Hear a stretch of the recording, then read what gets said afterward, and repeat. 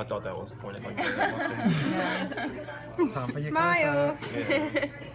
318, they had a video of me going around to like 60 students. Not a bad video. It's just I was like, oh, okay.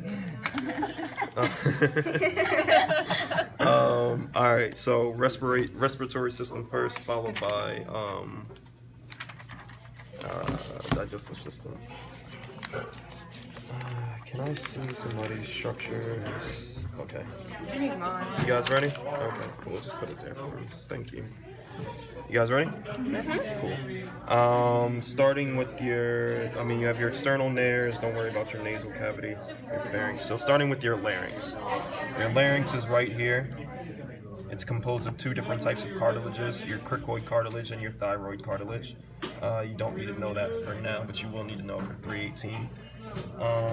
Epiglottis, glottis, true vocal cords, false vocal cords. That's what we'll be going over now.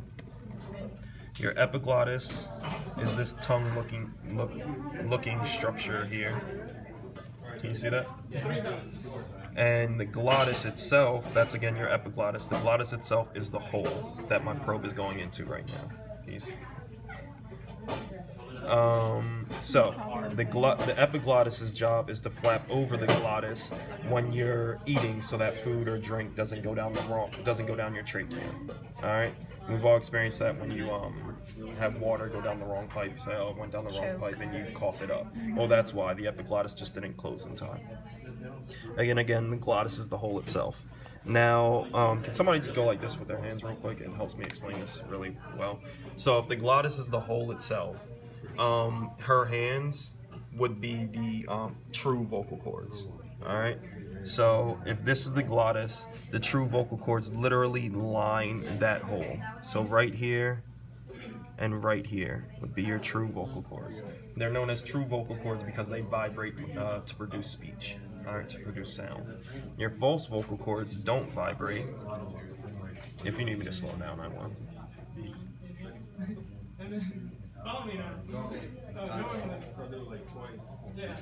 Your false vocal cords don't vibrate, and they're located at the base of your epiglottis. So if you start at the top of your epiglottis and work your way down to the side right here, that would be your false vocal cord.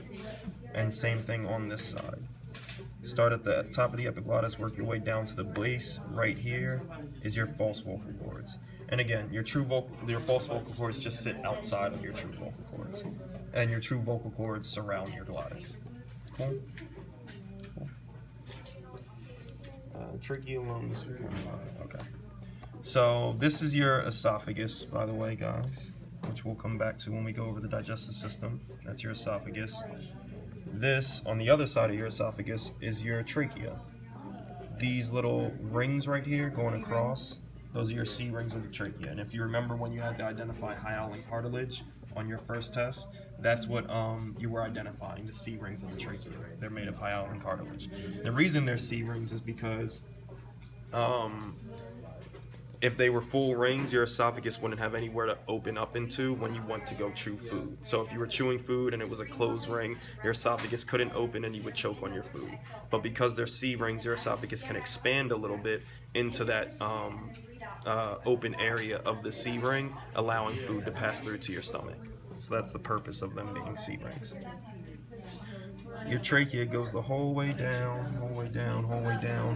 till right about here, which you can't really see it, but it's going into the lungs right here. So it goes the whole way down, stops right about here, and it allows air to enter your lungs.